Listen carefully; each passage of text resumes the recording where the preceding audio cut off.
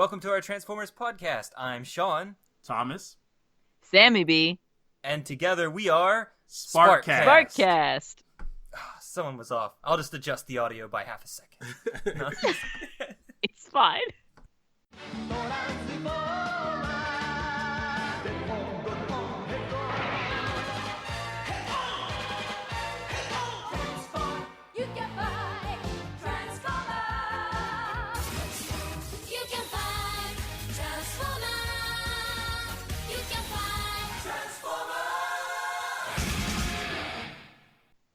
Today we're going to be continuing the same two stories we just previously heard in our last podcast, only now they are now a VHS. Yes, because everyone loves to film their camera at a book and use that as the basis for a VHS. What did you think of, Sammy? So, I actually enjoyed these stories. I thought, one, Crotch Megatron is back. Crotch Trigger Megatron is back. And, Yes. Any art with him and, the old, toy designs of the Transformers is fantastic. Yeah, that was one of the first things I noticed that this is it's been a while since I saw the gun design, the original, a straight up just handgun. So, obviously, the designs were based on the original toy models, not from the cartoon show. Yeah, which is, I like it. I really like those designs in that it's so 80s and so terrible. He has a funny looking head. Yeah, I can't stop staring at the Crotch Trigger. I can't. Okay. So, what did you think of all the voices? The four main characters, which are Soundwave, Megatron, Prowl, and Optimus Prime. And Skyfire, well, Does he even he talk? keeps saving. He talks I think once maybe, but he keeps saving the day. Also, Casey Kasem is the narrator, which I love Casey Kasem. what? And Was that his? No. Are you sure? Yeah. No, I'm pretty sure on the wiki it said all the voices in the narrator are undocumented or uncredited. That's fine, but that is definitely Casey Kasem. I know he has range. Mhm. I mean, I feel like I would know. I don't. That I don't know not him. I don't. No, hold on. think. I don't know if he's doing the other character voices. I'm just saying that he's doing the narrator. So they all sounded like they were the same person. It sounded like the narrator was doing the voices for all the characters with just a little What? bit of light modulation. I thought they were all distinctively different characters. Yeah, I don't think they're all distinctively different, but it might have been two or three voice actors. It's not even a real motion comic or motion book. It seems pretty low budget. That would seem like a lot to spend on multiple characters. And even if it was just one guy, to spend that much money to get Casey Kasem, is he a big fan? He just did it as a favor? I mean, this was before Transformers was big, for one thing, and also before I think Casey was big. I mean, he was. I want to say he's still a good voice actor and he was doing all the things, but I don't think it was. He isn't as high profile as you think he is. I mean, I don't have any background as to how this would have been made. So yeah, I'm not I don't gonna either. dispute it. Because I know he definitely he has iconic voices that you would recognize immediately. But he does do some roles where his voice you don't recognize it immediately. He does have range. For sure. All right, No, he really does have range. I think I'm just disagreeing with both of you. I don't think it's Casey Kasem. They would have mentioned that clearly in anything. Go ahead. The only way that I could tell that it was is because of that intro. That is the Casey Kasem top 40 voice. So yeah, I'm gonna have to listen to it again because I Okay. know what you're talking about, Sammy. So yeah, I'm gonna go back and listen and So pay what more about attention. so their voices? Did you actually like the way they portrayed Megatron and Optimus? And not their personalities, just the voices themselves first. Yeah, no, they're okay. Megatron, everybody was okay except for Megatron. Megatron I was okay with for a little bit, and then he started just rolling his R's all the time, and I'm like, you are a prototype of Eggman from the AOSTH cartoons. I thought that was great. I didn't need this. I thought it was great in a jokey way. This guy is I want to be an actor. Why I don't want to just do these voice roles. That was around the point where I was noticing that they were using a lot of flowery language and stuff like that. To extend the text so that it lasted longer. Megatron insults Optimus Prime twice when he could have only done it once. Yeah. But those insults were so fun. Like, they weren't cheesy like the Flash animations we watched. I mean, they were still cheese, but, like, they were quality cheese. Saying that I will remove the yoke of your existence from around my neck. Exactly. I thought that was a cheese. good line, but come on. Why would you... That's too much for a kid's book. I liked it. And then, but I actually thought everybody's voice was fine. My Okay. issue was with Soundwave. with his personality? Well, with his voice. Okay. It wasn't Soundwave's voice. I mean, obviously, I don't think they're going to use... Well, I don't know why. They couldn't just do their own kind of like voice modulation. Like, they're doing a little bit, but I guess maybe they just didn't have the capability to go all the way with Soundwave to make it like how it is in the show. Well, did this come out before the show did? I mean, because it feels like it had to have if it still had those designs. Well, it says 1985. It would have been after it's already aired. So that probably means they were developing it beforehand and it was released after. Right. That would at least be my assumption, is that they finished it after it was released. That's why they all look like the toys, but not like the cartoon. Yeah, that makes sense. And I feel like if it was in production too, like they hadn't solidified Who was who and like the characters and like 'cause their roles. Because who acts out of character here? Everyone on the Decepticon side. Well, there's only two. There were only two. Yeah. Well, Soundwave- technically there were three. Laserbeak showed up. Like Megatron and Soundwave What are you flew talking away about? and took to the skies. Megatron was flying just in his regular form. He didn't transform or anything. But behind him was a bird. Because I assume if Soundwave was going to fly, he would just be... How do you know it wasn't just a seagull in the background? Because seagulls don't have like extremely angular wings or Decepticon logos. Okay. I don't know. Did you see the art of this? Yeah, maybe I got it mistaken with one of these coffee stain designs. You were getting your hopes up because you were like, "Is this it? Just two Decepticons, 3 to 4 Autobots." I mean, that's how that goes. That's pretty normal. Yeah. Like just the webcomic that we just did. There were 2 Decepticons. But then I like how Soundwave is like is sniveling, always afraid of He is Megatron. whining. And I'm just like, what kind of continuity reason can we come up with for why he's like this after some of the cartoon episodes? So Maybe he's dejected after so many failures. So that's one and thing. he's down on himself. Starts cutting himself the way you do when you're made of metal. So that's one thing that I'm just genuinely curious about. These lower budget things where they only have enough space, enough room, enough money to work with only a handful of characters. How do they decide which characters they're going to use? I don't know. I guess you can toss a coin and say maybe both Soundwave and Starscream, they're both equally prominent. I would say Starscream is more so these days. They chose Soundwave for this book for both of them, but they gave him basically Starscream's like role and personality, But without trying to take over the Decepticons, he's just the sniveling version. Yeah, and like Megatron's beating up on him like he would with Starscream. I mean, Megatron kind of beats up on every Decepticon. But Megatron is out of character in the second book because he's impatient. He's not really smart. And he's like, he forgets his own plans. And like, yeah, Soundwave was like, you came up with a better plan.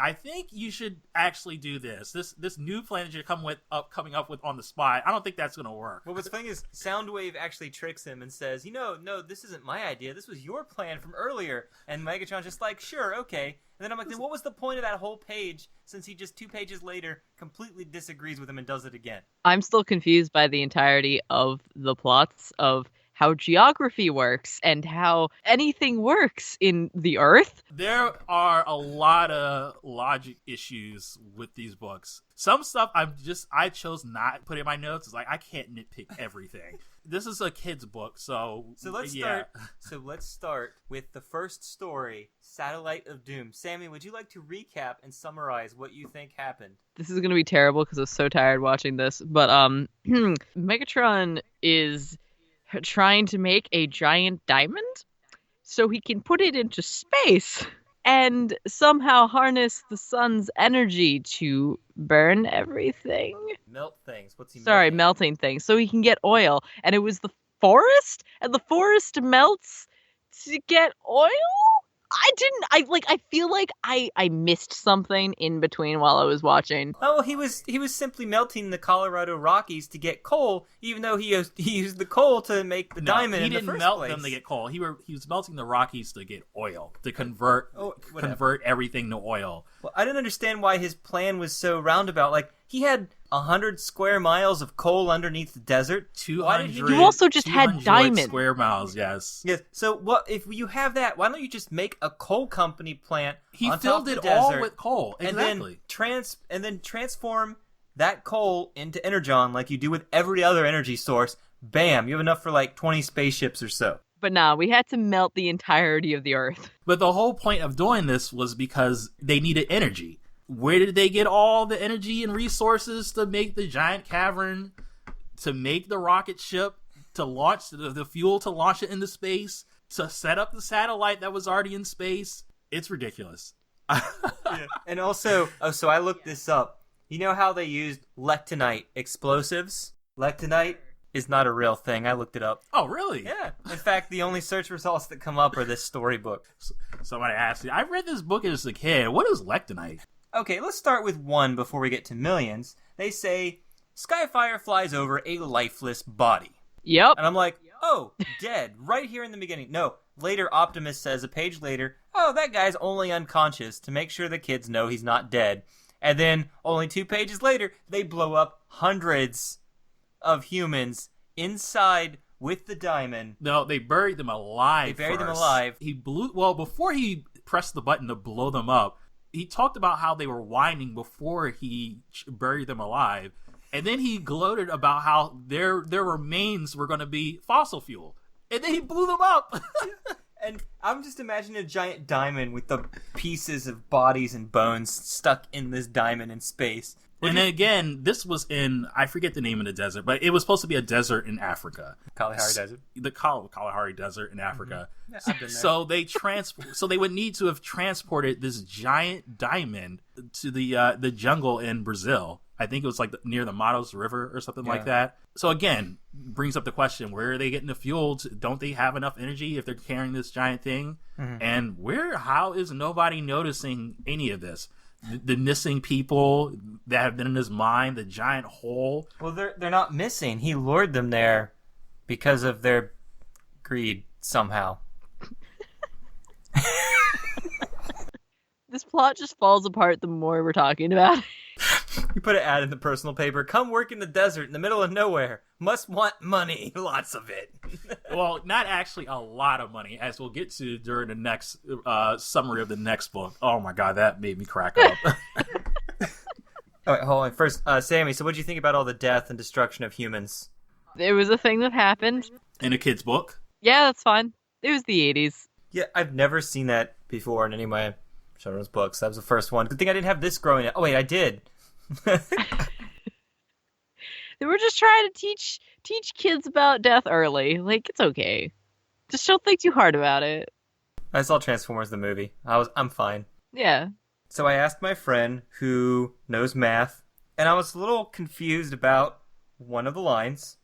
Okay, so in the book, it says the temperature jumped upward 10 times 1,000-fold. So the way that is worded, the temperature would be multiplied by 10,000. So 60 times 10,000 would mean it got up to 600,000 degrees. In the path of the beam. Surely, well, yes, the beam will probably heat up some of the air around it, but I don't think heat transfer... No. It said the temperature of the Earth increased by that. Oh, not the spot of the laser, the entire planet. Yeah, and they were like, it's just, the power of a hydrogen bomb in the planet. Yeah, that was one thing I noticed. It just seemed like after the talk of the giant 200 square mile cavern and what did they say, like 4 billion cubic pounds of coal or something like that, and then you're talking about all this stuff, everything has to be so extreme. Like, I know it was the 80s and everything had to be the most extreme. ever. No. The 90s would be the extreme era, okay? Right. Come on. Street Sharks, Ninja Turtles. Yeah, the math, a lot of this stuff just seemed just so off. Why does it have to be? Why can't it be something reasonable? Like, you guys are trying to stay, like, under the radar. This isn't under the radar. Yeah, I just remember how confused we were, whatever time ago it was when we listened to it the first time. I'm like, is this really happening? Because we were like experiencing it for the first time as we were listening to it. So I'm like, what is going on? 4 pages is just describing how the planet's like, effed up beyond repair. And the book doesn't tell you the Earth is fine at the end. It doesn't say, well, we, put that iceberg over there and the temperature came back. They're just like, nope, we stopped the Decepticons, the end. I should have took note Earth of that. is still screwed. The narrator kind of ended the book with, yeah, happy ending, all that stuff. No, millions of people died. It wasn't just the people in the cavern. They blew up the Rockies. They said that... Like Los Angeles was being drowned or something? Los Angeles was going to be next. All the stuff melted in lava and oil. Specifically said lava and oil. Mm-hmm. And that it was threatening Los Angeles. So basically, Colorado, all that stuff... I mean, if it's already reaching Los Angeles, all that other stuff is just gone. There's just like a crater of lava. And not to mention that it was setting off volcanoes around the planet and causing earthquakes elsewhere. No, that's not a happy ending. Well, hold on. He said, for the moment, the planet was safe again. The end. For the moment. It's fine. We're just fixing the Earth. Like, between here and the next story, everything will be fine. Off-screen healing. The one thing I just realized, having done our podcast, they have a drone. The Autobots have a drone that can read human brains. I'm like, way to take Soundwave's power away from him so he's no longer unique now. You put that too nicely. They basically probe a kid's mind without his permission. Like, well, he was lifeless, then they found out he was unconscious. So then they were like, all right, doesn't matter, we gotta do this. And we needed information, so, when terrorists are running amok, you can't give, 1 iota of everyone's privacy, right? Just read their phones, everybody's phones. And the other thing that was weird was Bumblebee. Oh, so Bumblebee doesn't exist in the storybook. So what they did was use a cutout of Bumblebee's art from the figure and slide him across the screen. It was a weird overlay. It was like... That was quality. That was quality animation, guy. Yeah, that was something. They had to make some exclusives for the video, for the VHS, as opposed to the book that didn't have this stuff. Yeah. Well, they made a spaceship too, because the spaceship didn't actually appear in the beginning. And it's funny that they did that because they never talk about him ever again. Like when Skyfire failed to shoot down the satellite, I was thinking, well, Bumblebee was there. They said that Megatron and Soundwave weren't aware that he was there, so obviously Bumblebee's going to do something. But then Skyfire fails, Optimus and them, they fail. Well, I guess no, they did triumph eventually. They didn't. They weren't able to act soon enough to stop Megatron from destroying several states. Any more thoughts on plot, all that stuff, Sammy? On this first episode, no. There was, weird animation things. Yeah, the art's really bad. I didn't mind it at There's first. one of the pictures, looks like that Megatron just didn't have legs. They're just gone. Yeah, we're looking at a picture where a lot of his detail it's as if a child decided to draw it. We're looking at, on his chest piece, there's just weird squiggly lines. Well, that's because that's what his figure actually looks like. I mean, they brought the squiggly lines back. Oh, really? Mm-hmm. Wow, no wonder they changed it. But yeah, we don't need to talk about the art too much, other than just, it looks like someone drew it and then put crayons in it. Yeah, it's a lot of watercolor stuff. You can't really do a lot of watercolor, a lot of detail with watercolor. Yeah. And there were just 2 other lines that I just thought were funny. The way that Megatron was just slaves? The most incredulous, I don't know, whatever. That line bothered me. Just from a voice acting perspective, I was like, what just happened? And then also just prepare to meet your mechanic, Optimus. And I thought that was cute. That was the one cheesy line. I was like, oh, this is dumb. I was like, no, that makes sense. I mean, but that's all I got. I can't nitpick too much a children's book. It was cute. I guess I want to ask you, Sean, since you actually have the physical book itself. Oh, yeah, with the record. Does it have, a few pages at the beginning or the end that is just, a list of terms and, definitions for just words and stuff? No, it's advertisements for all the other books on Story Okay, Tape. so there's no other. Okay. Yeah. Buy all the other merchandise from all the other cartoons you like. So how many other versions? Well, how many other books are there On audio tape? On audio tape or physical form? 27. There's 27 of these. Okay. What? All right. Yeah. What? Because I happen to see another video, And we're gonna listen to every one of them. I happened to see another video of another one where at the beginning of the VHS video, they break down. Well, they don't break down. What are you doing? That's too far ahead. But I just want to know. I want to segue into something. They list a bunch of terms that are going to be used in the story, like just words that like kids wouldn't understand. So they were like explaining like what an iceberg was and what an ice cap was. And I thought that was pretty funny. I was wondering if the book you had actually it contained that, and maybe the guy who uploaded the video didn't show it. I have the actual VHS tape of this that I watched because I got it on eBay years ago. I actually converted it to a DVD, and so I saw the whole beginning. Like the one on YouTube forgets the credits, and I was actually tempted to upload it because I didn't think it existed anywhere on the internet. Oh, but you found it. But yeah, the beginning is just the logo, and nothing else extra is missing.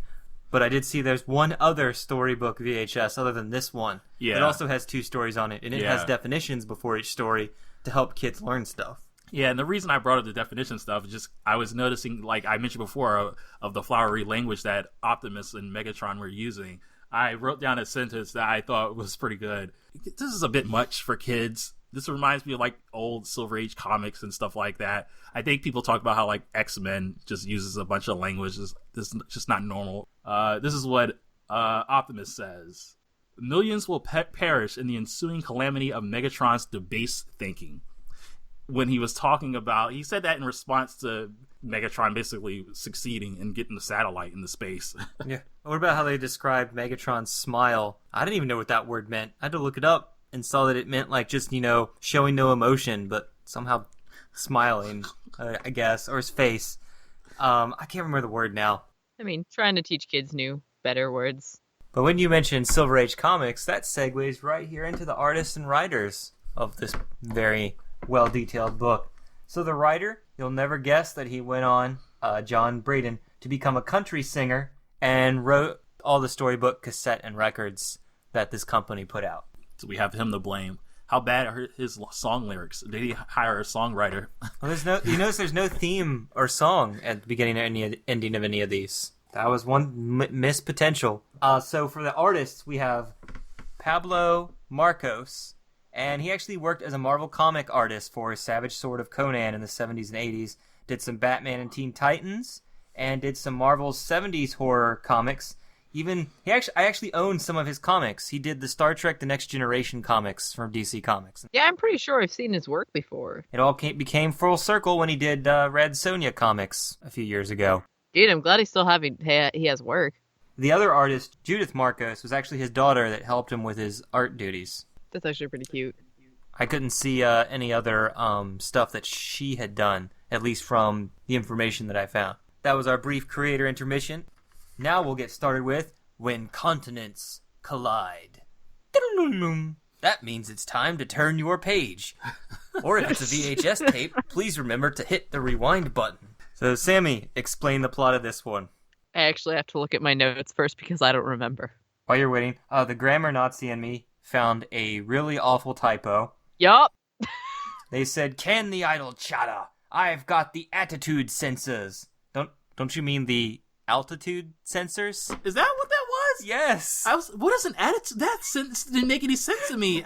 I just left it. Okay, I was like, attitude. Okay, they make up weird terms and stuff. I was like, attitude sensors. What? I just left it. I just moved. Yeah. Oh my god, I don't remember what the hell happened in this episode. I literally just watched it before getting on this podcast. That was how good that episode was. Why is it that we remember the? So this one, this one is. Give me a little reminder because I just made angry notes. Okay, like it was pretty bad. I only took 4 notes for this. It was so dumb. It's 2 mini stories where the first part didn't have any effect on the second one. So it was like they escape, but then they realize they have half a book left, so make up another mini story. Yeah, like they came back and they did a thing, and then there was like radioactive oil to make their ship float, and so they can spot them, and so they don't pollute the water. Blast them with Missiles! Missiles, null rays, and explosions specifically. All three. And how did they pollute the entirety of the world's water from one source? Or did I just miss something? You forget that the entire planet's connected by a series of underwater caves. That they alone have mapped out.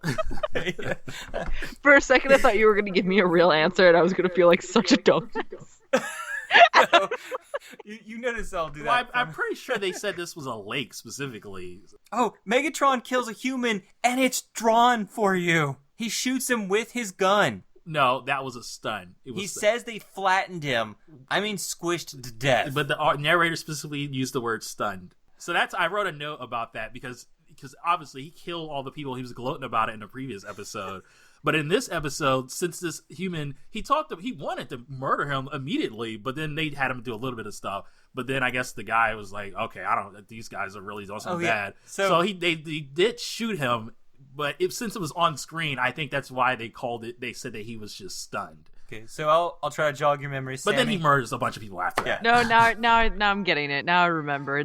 They were in a stolen oil rig. Okay, go. No, yeah, they were in an oil rig and they had bribed someone with a jeep. A jeep. A single jeep. So this Not guy. A bunch of money. Would you sell your soul and betray your country to aliens for the latest VW Beetle or Toyota Prius? Look, I would. It's $10,000. Or something like that. Like, it's fine, I guess. And also, if Starscream was part of the team, I'd be like, man, just take my soul anyways. Like, this is fine. You're gonna be like, merge your soul with his, then you'll become Soul Masters. Yes. That's a new logo. I gotta go copyright that, so then Hasbro has to buy it from me before they can make figures. Hashtag Soul Masters. Soul Masters. It's like a normal version of Kiss players. Oh, and get this. Soul Masters, the figures can just look exactly the same. It's just the story that's different. And then you make more money by not having to change anything. Yeah, wait, isn't that what they're doing with the current toy line? Ah! I'm upset at the current toys. But we find out that the Jeep is actually Hound. Does anyone remember Hound?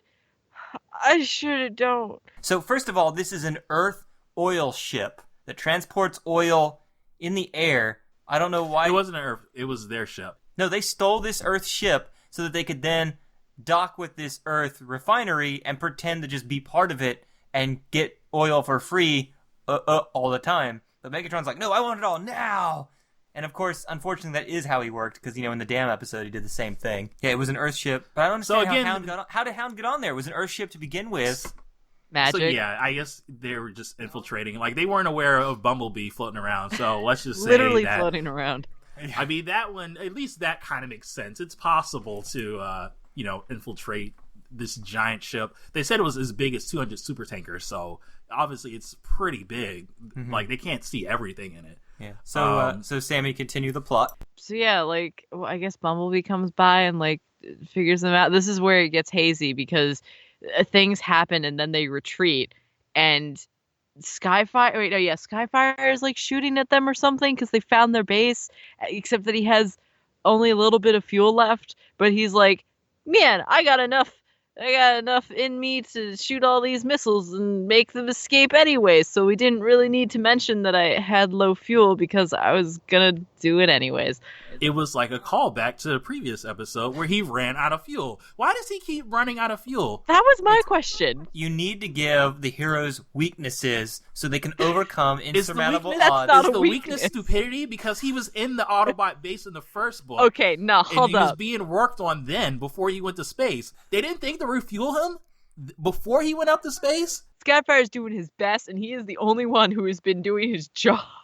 So even if he does have low fuel all the time, for whatever reason, maybe he ain't eating enough, maybe he's got some anorexic problems happening. So the Decepticons retreat from that explosion, and then what happens? And then they take over a lake's oil mining thing from underwater because they're in an underwater ship thing that they have now modified with laser things.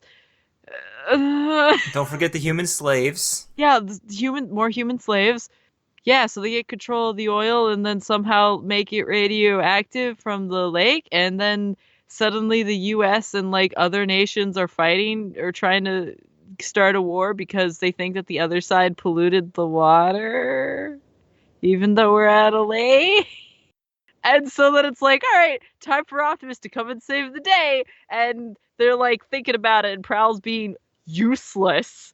And Optimus is like, oh, hey, we have this gas that's just hanging about in our ship. Let's use that.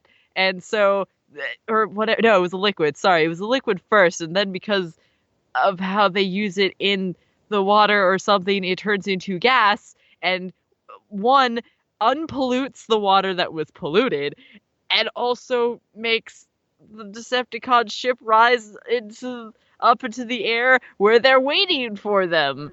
And then they run off. The Decepticons somehow flee, but I'm not entirely sure how that happened. And I don't think the narrator did either. Yeah, because their Teenage Mutant Ninja Turtle boring machine was the last book. Yes. I think this book ended up being more ridiculous than the previous book. Because it was going to bring in global war? Well, no, because of just, again, the scale of everything. the stupidity of the Autobots. The oil bed was under the lake. So they were draining the oil that was under the lake.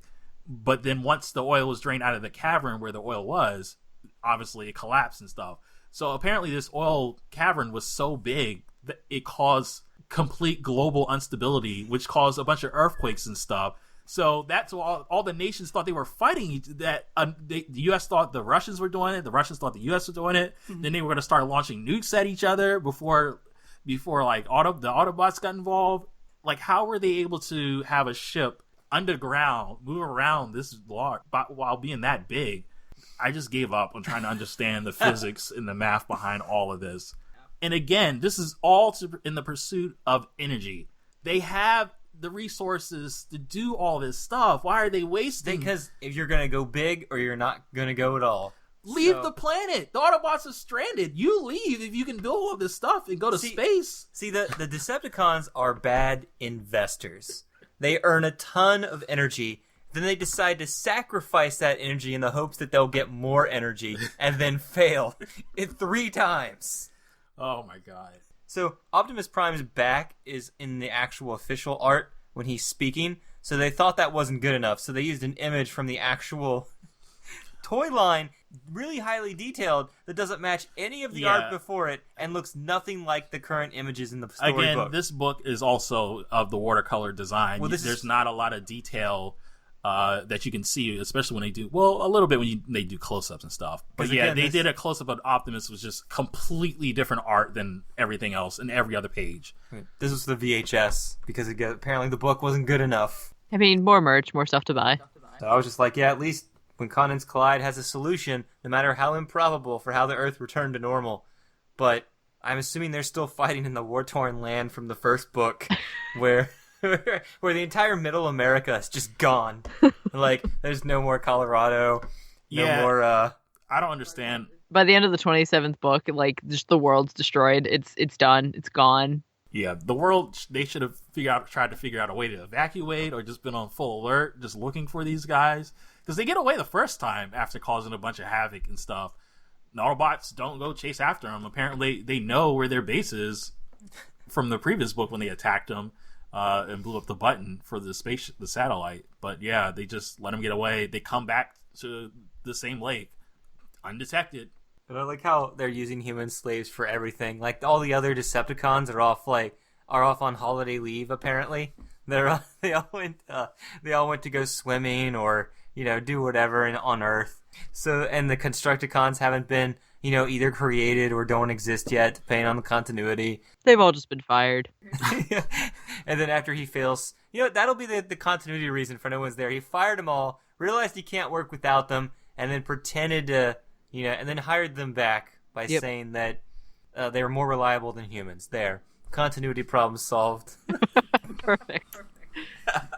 So, what did you guys think of this compared to the other 2 books we read already, the more Marvel hardcover ones? Because one thing the biggest complaint I had about this is, where's the action in any of these stories?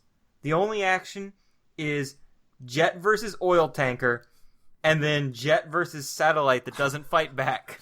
I'm a little biased towards these stories because I love Skyfire, and like him actually doing things is pretty cool. And also I like the quality writing in this. It makes me laugh. You mean the poorer quality? It's so good. It's so good, bad. It's kind of better in some ways, but still just kind of bad in other ways. Like the other stories are like bad, and this is just like good, bad, where it's like it's so cheesy that like I'm okay with it. Yeah, you can kind of tell that the writer kind of has, I don't know, the knowledge to write something superior, but they're still going to just write a kid's book. I still can't believe that they made both these books without any action scenes. There's no Optimus fighting Megatron. The other books, the Marvel ones we've looked at so far, they actually fought and had pictures of them fighting while they're describing it. And in this one, it's just, well, the oil tanker fought Jetfire, and that was that. And again, I think part of the reason why this might be a cause is because there's only 2 Decepticons and only a handful of Autobots. So they can't really, there's not a whole lot of fighting scenes, like people to participate in the fighting scenes. Mm-hmm. That's probably why as soon as they get close, they fly away. Oh, and then I guess that reminds me, they tried to break into the oil tanker, but it was booby trapped. So there's a little bit of action when the 2 Autobots get blown up and they had to take them back to base. And that was just like more for filler because there was no point. Yeah, it was absolutely no point. You're right. It was like we never hear from Hound again, even though he was on the ship. Oh, Bumblebee was mentioned once and then forgotten. I don't know. I think it's kind of refreshing to not have fighting directly between the 2 factions. Like there's a different plot happening. So, But seeing it twice in a row doesn't bode well for me for listening to the other 20-some out there. Are they all going to be the same story where they fight Megatron's giant spaceship and then he just runs away again, and that's all these stories ever are? But then again, some of them are based on the 3rd season, so who knows? Yeah, I was going to ask, if they were all produced before they got pretty far in the season, because I would think that maybe some of this stuff would change as characters and roles are established in the actual TV show. All I know is on the Transformers Wiki site under cassettes, it said that there were around 27 of these. One of them looked like it was reprinted, so there might only be 26. That's still too many. And I got my, cassette player so that I can order them off eBay and play every single one with all of you. Oh God, I didn't sign up for this. You knew what you were signing up for. I just have to make it to Headmasters. Oh, yeah, you know what? At least this is better than Headmasters. God, everything is better than Headmasters. I don't believe it. I'll take... You know what? I'm sad to say this, but I really think that even Robots in Disguise was better than Headmasters. I never watched any of it, so... I'm talking about Japan Robots in Disguise. Oh, okay. Okay. Not the new one. The new stuff. Not the new one. The old Robots in still Disguise haven't from watched the year that one. 2001. With Sky Shark or Skybite? The Skybite, yeah. Even that's better than Headmasters. The only reason you like Headmasters... No. That Robots in Disguise, the old one, the Fox seemingly produced one, that is bad. Yeah, but Headmasters can't be that bad. Yeah, I refuse to believe it. Headmaster, I don't care if I've only listened to the theme song and I'm basing my whole opinion on it not being garbage, on the theme song being great. So not even the whole theme song, just the first few lines. So the problem is, Headmasters is fun the first few episodes before the main characters show up. And then they're all boring, have no personality. So it's like, would you rather watch 30 episodes of a really boring-ass Transformers show, or would you rather just watch 25 or 30 episodes of a really bad Transformers show, Robots in Disguise? Just take your pick. I just find really bad better than really boring. Yeah. And then, of course, unless it's, dub Headmasters, then that might be up there with it. The dub Headmasters is fun since they, changed all of their names. Like, Blur is Wally. Wally? What? That's the only one I can remember, but, they changed Blaster to something, too, and, a couple of other ones to just, normal human names. So any last thoughts for you, Thomas, on this trip down memory lane, only now in VHS form? I mean, not really. I don't think there's anything too special about these books. I mean, outside of the art, they don't seem, bad or anything. I'll be looking forward to seeing if the destruction continues on this scale. because definitely the first time we listened to it, we just turned the page and it just kept going. It kept destroying more of the continent, more of everything, and we're like, in the next page, just keep going. It's like, what's gonna happen next? The next storybook will be a cloud covers the entire planet, and it's the darkness destroys all the crops, and the humans are working on a plan to evacuate to the moon or something.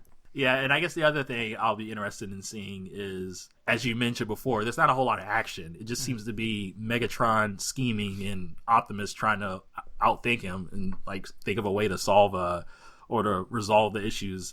So I'll be looking forward to seeing just, will it continue in this style? Sammy, your final thoughts? I do agree with that, to see where this goes.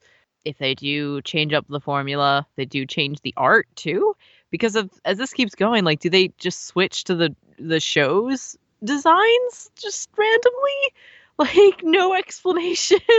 And I have no idea. I only chose this one originally because I vaguely remembered it as a kid, and I guess I must have lost the book because I only ever had the cassette tape. Whoops. But yeah, I mean, I'm pretty neutral on it. Like, again, I thought it was cute. I thought it was cheesy. Would I watch it again? No. Would I ever buy this or read the book? No. Well, hold on. Here's the biggest question. Would either of you buy this and have your kids listen to it? Nope.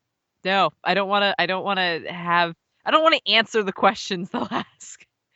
Exactly, yeah. We're smarter than, as the generations go on, we learn that there's certain things that you probably shouldn't let kids see and experience at a younger age. Yeah. There's going to be a lot of questions about what happened to the humans inside of the cave, and why was the whole state melted into lava. Are those people going to be okay, or are they just sleeping, Mommy? They're sleeping. Shush. Don't question it. Well, after that exciting trip, we'll be back next time with some more animated episodes. So we're signing off now. This is Sean, Thomas, Sammy Jumper. And good night.